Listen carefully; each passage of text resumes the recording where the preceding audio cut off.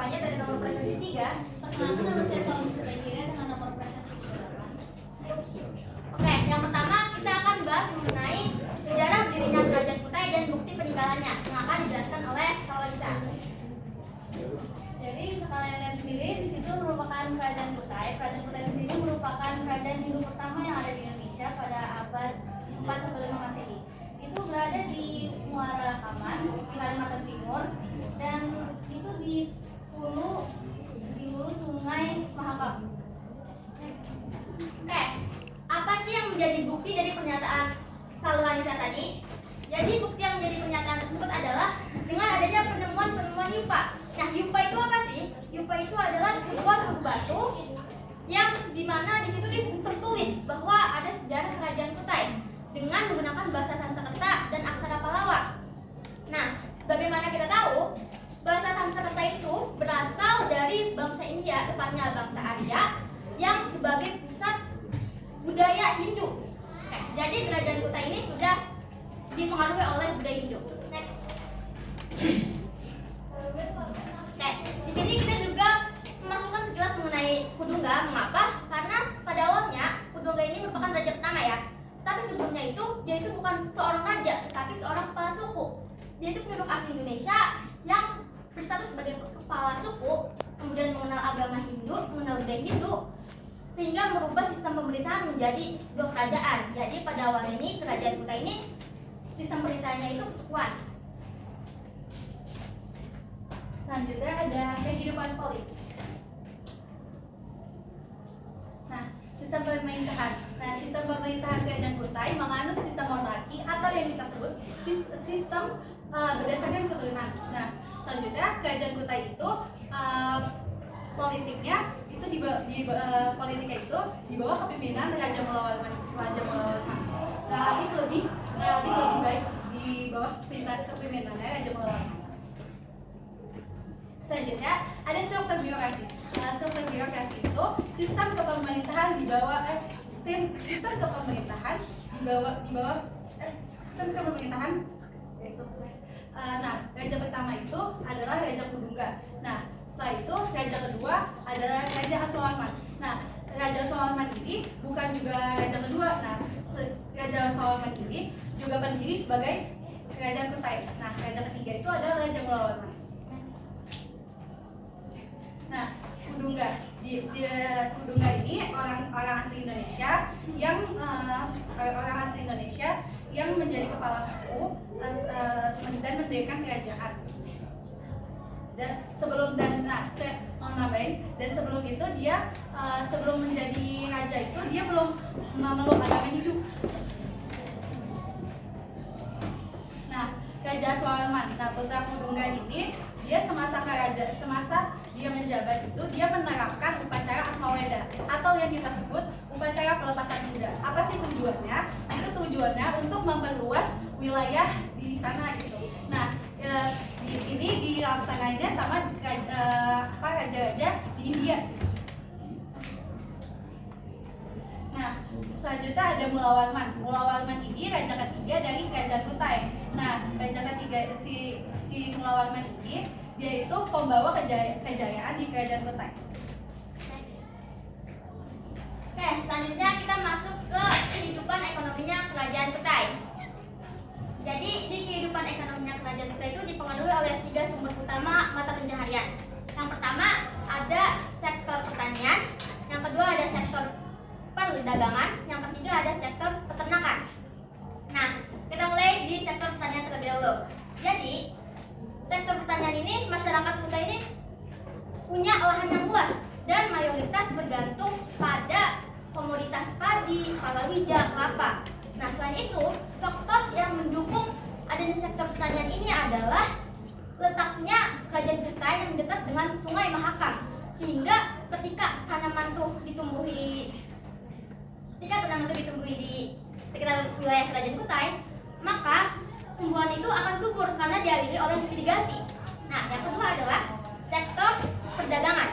Nah, sama seperti letak geografis Kerajaan Kutai ini, jadi Kerajaan Kutai ini sangat strategis dalam perdagangannya, di mana dilewati oleh orang yang dari India ingin ke Cina, Begitupun juga sebaliknya, orang dari Cina yang ingin ke India, sehingga di situ jadi proses jual beli. Di situ juga kerajaan Kutai memperjualbelikan hasil pertaniannya yang tadi sudah saya sebutkan, seperti padi, palawija, kelapa, dan ada juga mereka memperjualbelikan emas dan perak. Nah, namun pedagang asing yang ingin memperjualbelikan barangnya ke kerajaan Kutai ini, ke wilayah kerajaan Kutai ini, harus dikenakan biaya pajak dengan nilai jual yang tinggi, yang kemudian nantinya akan diberikan ke kerajaan Kutai, sehingga itu bisa dijadikan pemasukan kerajaan Kutai. Jadi dapat disimpulkan kerajaan Kutai ini mempunyai sistem ekonomi yang sangat stabil saat itu. Kemudian sektor yang ketiga ada sektor peternakan. Oke, jadi sebenarnya ini di sektor peternakan tidak terdapat banyak informasi ya mengenai kemajuan sektor tersebut. Tapi ada satu yupa yang mengatakan, tepatnya yupa kedua Morakaman, menyatakan bahwa Raja Mulawarman, tepatnya raja di masa kejayaannya kerajaan Kutai ini, mempersembahkan 20.000 ekor sapi kepada para Brahmana. Nah, di situ dapat diindikasikan bahwa terjadi kemajuan di sektor peternakan. Next. Oke, yang berikutnya adalah kehidupan sosial. Nah, di sini saya singkatin aja ya. Kehidupan sosial di kerajaan Kutai ini bisa dibilang cukup tersusun atau rapi. Nah, mengapa? Karena yang memimpin adalah seorang raja, dan raja itu juga bisa disebut sebagai pemimpin spiritual. Nah, selanjutnya di situ juga raja ini tuh tidak memimpin sendiri, dia itu dibantu oleh para pembesar-pembesar.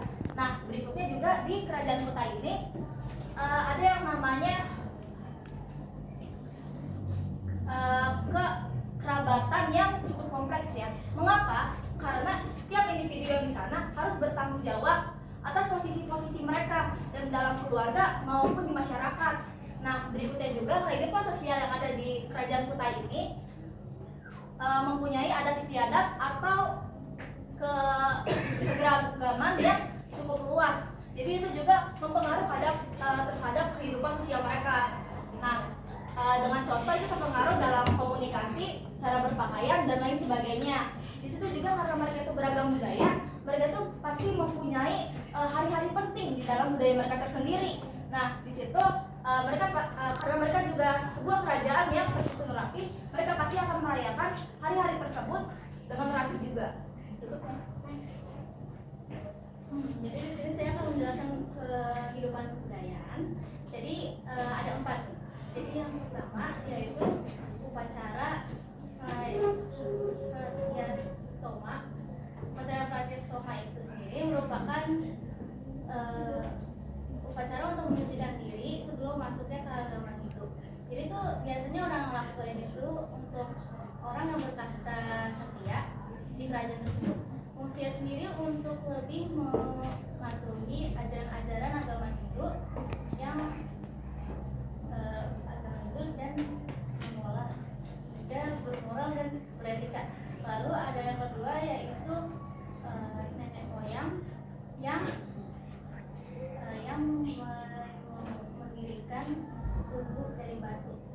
Nah, itu tuh sebagai bukti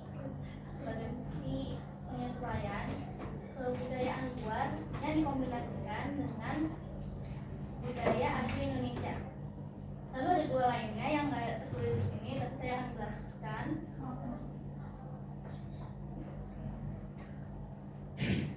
Jadi yang utama itu ada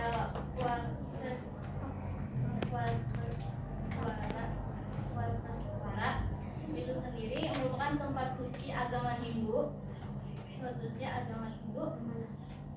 Yang menjadi tempat persembahan untuk dewa siwa dengan kitab Weda dan kitab Brahmania. Nah, itu tuh biasanya mempersembahkan sapi gitu. Terus yang keempat ada Asmaweda. Asmaweda itu seperti yang tadi Nadifa jelaskan sendiri, itu pelepasan kuda. Jadi itu sebagai simbol kekuasaan seorang raja. selanjutnya kita masuk ke keruntuhan Kerajaan Kutai. Jadi perlu kita ketahui ya bahwa masa keberadaan Kerajaan Kutai ini sangat lama, di mana raja terakhirnya itu raja ke-27. Tadi itu kan kita cuma nentuin 3 doang kan ya. Nah, bisa dilihat tadi saya sudah menjelaskan bahwa Raja Mulawarman merupakan raja di masa kejayaannya Kerajaan Kutai. Nah, setelah masa pemerintahannya Raja Mulawarman, itu tidak ada lagi yang mencapai masa kegemilangannya tersebut. Nah, sampai pada akhirnya Raja ke-27, yaitu tepatnya Dharma Setia, dia kemudian berperang melawan Kerajaan Kutai Kertanegara. Nah, perlu kita ketahui ya bahwa Kutai Kertanegara ini merupakan kerajaan yang lebih muda usianya. Jadi ketika jarak antara 3 setelah Raja Mulawarman itu ke Raja ke-27 itu pasti ada senggang waktunya kan. Nah, di situ terdapat Kerajaan Kutai Kertanegara. Nah, kemudian si Raja Dharma Setia ini berperang melawan Kerajaan Kutai Kertanegara yang dipimpin oleh Raja ke-13-nya, yaitu Pangeran Anung Panji. Kemudian mereka berperang dan akhirnya dimenangkan oleh Kutai Kertanegara. Selanjutnya akan dilanjutkan oleh Sarika.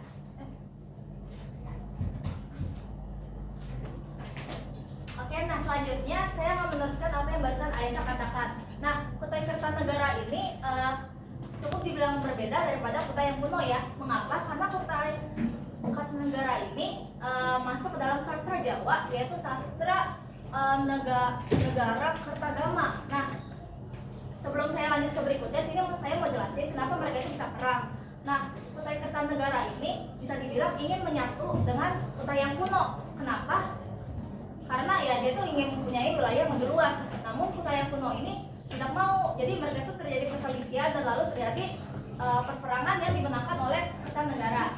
Nah, berikutnya kerajaan ini kan mengalahkan Kutai yang kuno dan berubah menjadi kerajaan yang Islami gitu.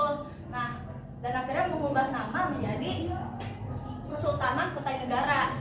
Nah, kenapa diubah menjadi kesultanan? Itu karena raja yang di sana bukan dipanggil lagi menjadi seorang raja, tapi dipanggil sebagai seorang sultan. Lalu di sini ada peninggalan IPA. Jadi yang pertama saya akan jelaskan yang ini dulu, yaitu Prasasti Muara Kaman.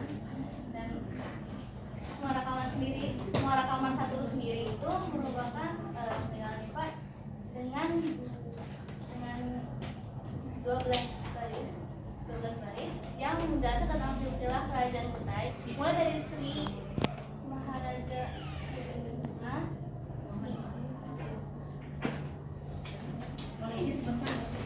Iya Bu. Oke, lanjut. Tadi yang saya bilang Prasasti Muara Kaman itu dengan 12 baris itu menjelaskan tentang silsilah keluarga kerajaan Kutai, mulai dari Sri Maharaja Pudunggas sampai dengan 3 anaknya. Jadi pada masa itu penguasa yang terbaik dan yang terkuat saat itu adalah Raja Mulawarman. Nah, selanjutnya ada Yupa Muara Kaman kedua. Itu isinya 8 baris bata dan serta yang berisi bahwa Raja Mulawarman ini seperti yang tadi saya bilang memberikan 20.000 ekor sapi dan emas kepada Brahmana. Next. Lalu ada yang ketiga, yaitu Muara Kaman yang 3. Itu menjelaskan tentang kebaikan budi dan kebesaran hati Raja Mulawarman dengan memberikan sedekah yang berlimpah. Lalu ada yang keempat, Mulawarman keempat sendiri itu dengan 11 baris, namun itu sudah tidak bisa terbaca lagi karena sudah aus. Oke, berikutnya ada Yupa Muara Kaman yang kelima, atau kita singkat aja sebagai Yupa kelima ya. Nah, di Yupa kelima ini berisi 4 bait kalimat yang berisikan rasa syukur kepada Raja Mulawarman karena sudah memberikan segunung minyak dan juga lampu yang berbentuk lampu yang mempunyai kelopak bunga. Nah, sini saya ingin contoh aja, soalnya situ tuh lampunya itu bukan lampu modern, namun seperti ini.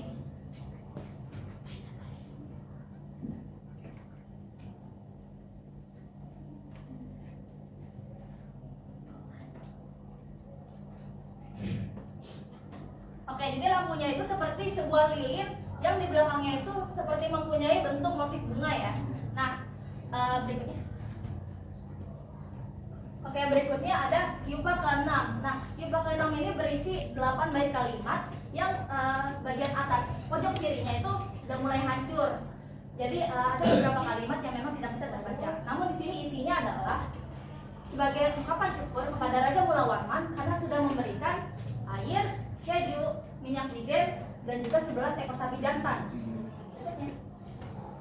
Nah, yang terakhir ini adalah yupa ke-7. Yupa ke-7 ini juga berisi 8 bait kalimat, tapi beberapa dari kalimat itu sudah aus atau sudah menyatu dengan batu tersebut. Nah, tapi di dalamnya itu berisi bukan seperti rasa syukur karena sudah diberikan, namun berisi rasa penghormatan karena Raja Mulawarman telah berhasil mengalahkan raja lainnya. Oke, di sini aku juga mau nambahin sedikit fun fact ya. Jadi menurut beberapa para ahli, nama kerajaan Kutai ini sebenarnya bukan dari peninggalan Yupa. Jadi di Yupa itu nggak tertulis kalau itu tuh kerajaan Kutai. Terus di artikel-artikel itu juga nggak ada yang menuliskan bahwa itu tuh kerajaan Kutai. Jadi sebenarnya nama kerajaan Kutai ini dibuat oleh para ahli sendiri. Jadi gitu. Sekian presentasi dari kami. Mohon maaf jika ada salah. Jika ingin bertanya silakan nanti di laporannya. Terima kasih. Wassalamualaikum warahmatullahi wabarakatuh.